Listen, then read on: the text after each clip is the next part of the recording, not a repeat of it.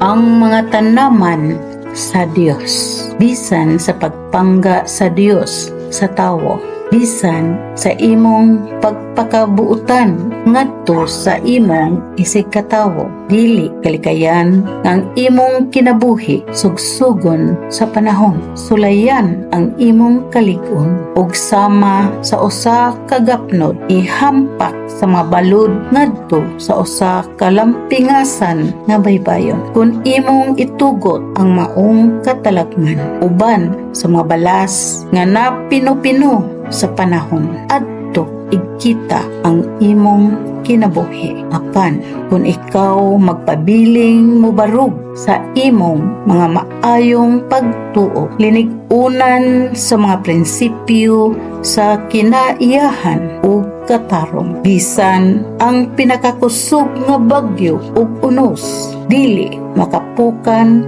kanimo, ug ang ginagmayng mga samad sa imong kinabuhi maalim ug manalingsing pagbalik ug daghan nga mga bag-ong paglaom. Mao kini ang lubas ug lintunganay ning atong maanindot nga tulumanon sa 107.1 Real FM Radio, ang mga tanaman sa Dios. Paminawa, isilsil sa unahuna ug ipatidlom sa kasing-kasing ang mga kasayuran ug pagtulunan kabahin sa kalikupan, pagpananom ug pagpamuhi ug mga pagkaon nga kinaiyanhon, pagmahal sa nasod ug sa atong Dios, kaugmaran sa tawo, kasaysayan sa lain-laing mga dapit sa Pilipinas, pamatigayon, pagpalig-on sa mga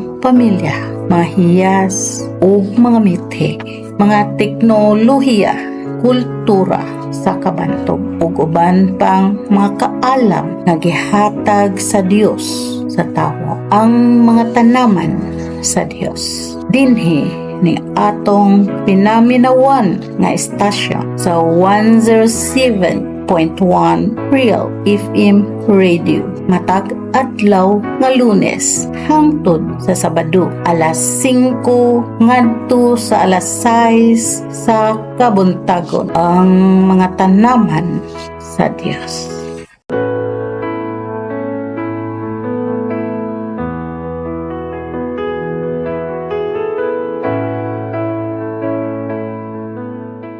O Dios, pinakalabaw nga magmando sa tibuok kalibutan, ug agalon sa mga kaugmaon sa katawhan ug mga kanasuran, pagagiyahi kami sa among pagbugtaw ug pagkaon ug ubang mga panginahanglan sa among mga kaigsuunang katawhan.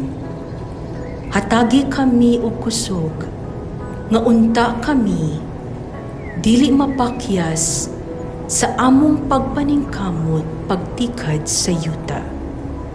Pahulami ka namo ang imong kaalam aron kami makahimo og bag-ong mga pamaagi pagpadaghan sa ani gikan sa buhong nga kalibutan.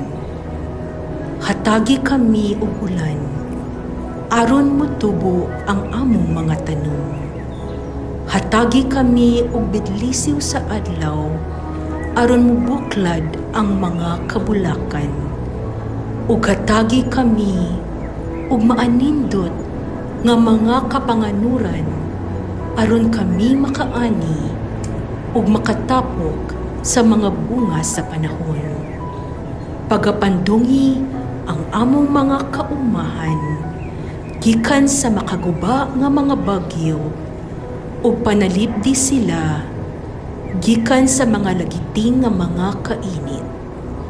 Sa amo na nga maabot ang pungkay sa among mga kinabuhi ug musugod na usab kami sa among pagdulho. Hinaot unta nga kami mopahulay nga masayod nga pinaagi sa kahago sa among mga kamot, among natanom ang mga liso aron mabuhi ang mga mosunod nga mga kaliwatan. Himua nga kami mupahulay nga nasayod nga kami nakaatiman ug nakapangga sa bahandi sa inahang yuta. Agi og pasalamat ngadto sa among mahigugmaong Dios, ang among magahatag og iya. Ug kun ang among panahon sa kalibutan natapos na, tughuti kami nga makig-uban sa bulan ug mga bituon samtang naglingkod tapad kanimo. Pinaagi sa mga bintana sa imong balay, hatagi kami ug pagtugot, pagpanambo ug mutan-aw paubos aron mogiya sa mga mag-uuma nga nagpadayon sa paningkamot pagtikad sa yuta. Samtang kami matinuoron, nangaliya alang sa mga tawo nga among gihigugma. Tughuti kami nga makatagamtam og langit diha sa palad sa imong kamot. Ug kami nasayod nga kami nakahimo pagtabang sa among mga silingan. Kansang mga panagway, mao ang matuod nga silaw sa larawan sa Dios. Sa sinugdanan, sa kalibutan, mga tanong itupo. Gikan sa yuta o kinhawa sa Diyos, kinabuhi ni butho. Kahayag ug hangin, labas na kinaiyahan. Ang mga tanong naghatag og gugma sa kalibutan. Ang mga tanaman sa Diyos, grasya nga atong pagkasaluhan. Sa pagamuma o pagtanong, kalinaw ang makaplagan. Ang mga dahon na dala, kaayuhan sa tanan. Ang gugma sa Diyos, gigasa sa katuhan.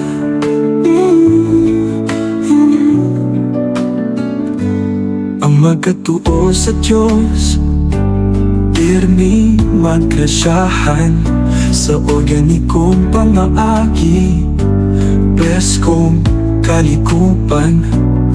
Mga tao mapahiugsanon, dili mahadlok malapwan. Sa pag-ampo sa Diyos, kasya mo dagsa sa atubangan. Ang mga tanaman sa Diyos, grasya nga atong pagkasaluhan. Sa pagamuma o pagtanong, kalinaw ang makaplagan. Ang mga dahon na dala, kaayuhan sa tanan. Ang gugma sa Diyos, gigasa sa katuhan.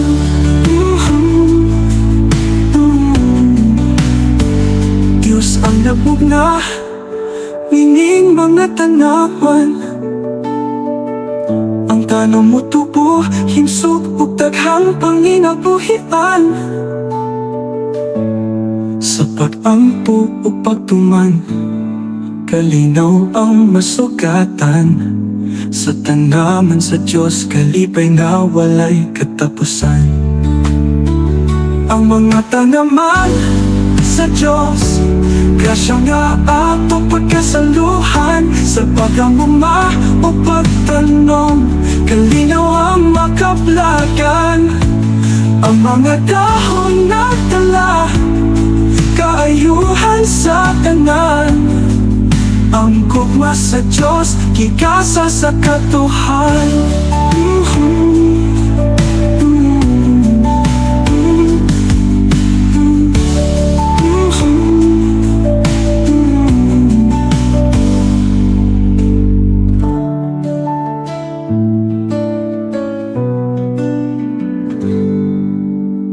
Good day, mga suking tigpaminaw.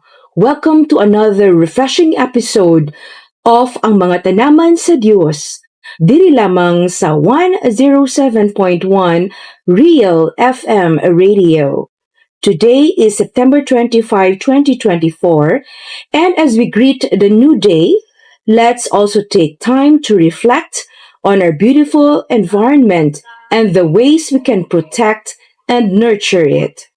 I am Baanay Luwalhati, Dr. Maria Eliza A. Batucan, a Doctor of Environmental Science and at the same time a Doctor of Medicine, a member of Center for Agricultural Productivity, Environmental Care Countryside, and Industrialization Inc., or CAPICSI, and Missionaries of Land Indigenous to Food for Humanity Acquisition Incorporated or Molify nga makig-uban ninyo karong adlaw to discuss a topic about kamote or sweet potato. But before we begin our discussion, I would like to thank our sponsors who are with us in our goal of loving and caring for our environment. Ang atong first sponsor, we have Yumin, ang imong pang-ultimong solusyon para sa pagpauswag sa kahimsog sa yuta, pagpalambo sa pagtubo sa tanom, ug pagsuporta sa malungtarong kalikupan. You can order Yumin through the Versa online platform or tawag lang sa numero nga 0918-516-4125. Ang atong next sponsor is Lorecha Boarding Houses. Ang ilang mga kwarto anaa sa limpyo ug hamugaway nga kondisyon, uban sa mga basic nga amenities sama sa higdaan and aparador. The owners of Lorecha Boarding Houses are Doctors Rene and Laura Ares, who are trustworthy and respectful, providing excellent service to their boarders. Ideal kini alang sa mga nagapangita og barato pero kalidad nga lugar nga puy-an sa lungsod. Kini nahimutang sa Labangon, Cebu City. For inquiries, you can call them through this mobile number 0991-226-9127 or 0920-417-7660. Then ang atong next sponsor is ang Cocina Food Park. This is a food delivery service that ensures that every meal is both safe and clean, maintaining a high standard of hygiene in its preparation. Whether you're craving a hearty lunch, a comforting dinner, or something in between, their menu offers a variety of options to suit different tastes. Ang Cocina Food Park nahimutang sa Bayanihan, Lahug, Cebu City. Ga-accept sila og orders within Cebu City and nearby cities ug matawagan sila sa numero nga 0922-339-8107.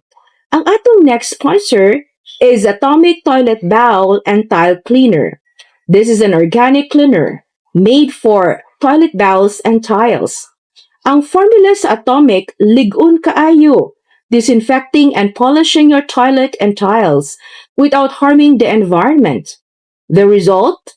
Limpyo o gumot nga banyo nga walay baho sa mga makadaot nga kemikal. For orders, contact this number 0917-77-55885. And ang atong last sponsor, ang 7 Stars Natural Soy Sauce. This is a natural soy sauce made from carefully selected, high-quality ingredients without artificial additives or preservatives, making it healthier and safer for cooking. Perfect for those seeking a natural, authentic soy sauce that not only adds flavor but also provides good nutritional value. For orders, contact this mobile number 0917-507-8793. Karong adlaw, atong hiskutan ang topic tungod sa kamote or sweet potato. Ang sweet potato or Ipomoea batatas kung kamote usa ka tanom nga dicotyledonous nga nasakop sa Convolvulaceae family. Ang dagko, pilit ug tamis nga mga gamot usa ka gamot nga utanon. Ang mga udlot nga dahon usahay gikaon isip mga berde nga utanon. Ang Ipomoea batatas usa ka tanom sa tropical nga bahin sa Amerika. Sa mga 50 ka genera ug sobra ka 1,000 ka species sa Convolvulaceae, ang Ipomoea batatas mao lamang ang tanom nga adunay dakong kamahinungdanon.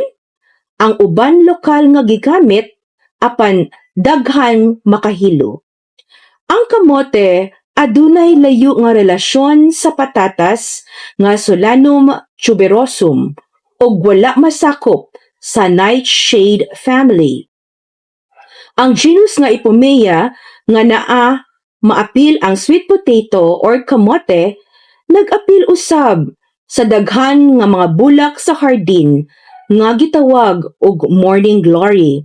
Bisan tuod og kana nga termino dili kasagaran nga giapil sa Ipomoea batatas.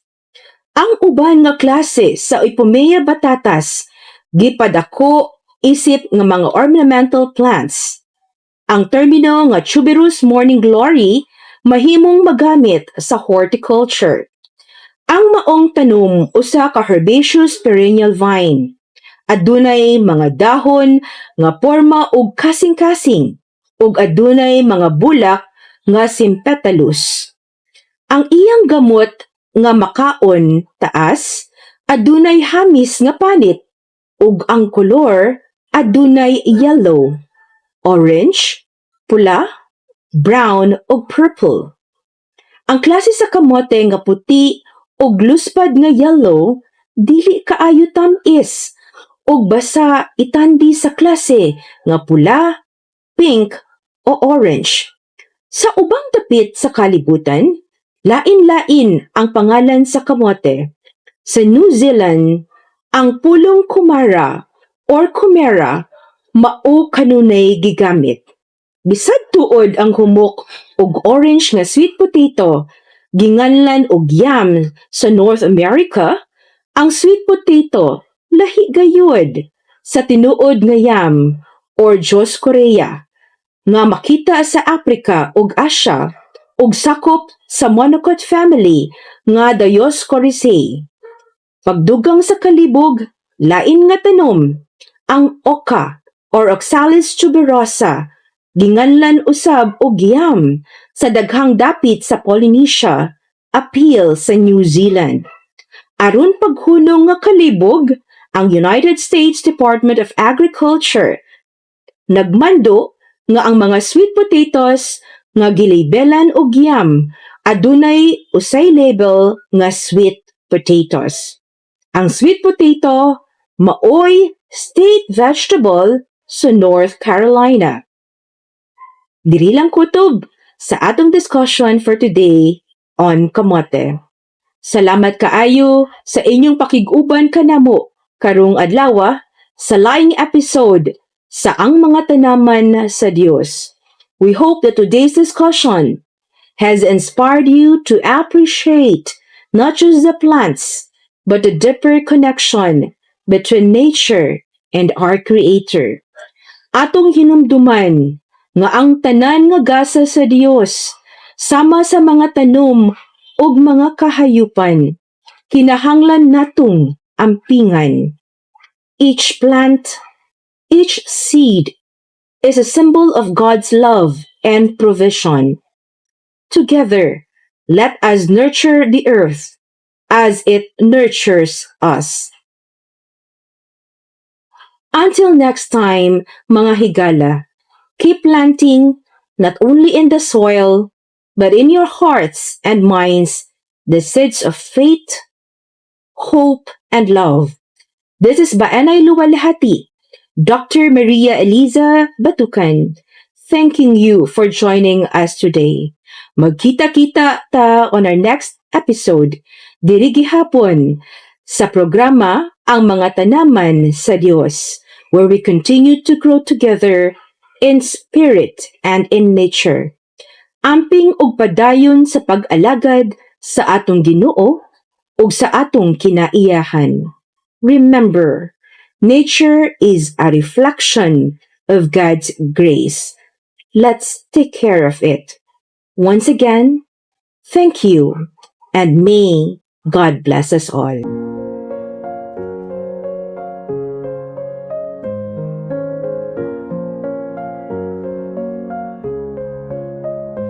In the heart of our land, where the rivers flow, Molify stands strong, with a mission to grow. With hearts of gold, we lead with care. For the people we serve, our love we share. Oh, Molify, we stand as one. In justice and peace, our work is never done. With fairness and strength, we protect the weak. Uplifting lives is the change we seek. Through the sacred tenets, we find our way. In the light of truth, we shall not sway. Fairness and justice, equality for all. In the spirit of unity, we heed the call. Oh, Molify, we stand as one. In justice and peace, our work is never done. With fairness and strength, we protect the weak. Uplifting lives is the change we seek. Peaceful protection we give with grace. In every heart we find a sacred place. Families we uplift, their lives we defend. As responsible citizens, on us they depend. From the mountains high to the valleys deep, our mission of love we proudly keep. For the sick and the oppressed, we take a stand. Molify's touch felt across the land. Oh, Molify, we stand as one. In justice and peace, our work is never done. With fairness and strength, we protect the weak. Uplifting lives is the change we seek. In the spirit of the Datu, we lead with might. Guided by love in the darkest night. Molify forever, in our hearts you'll stay. A beacon of hope showing the way.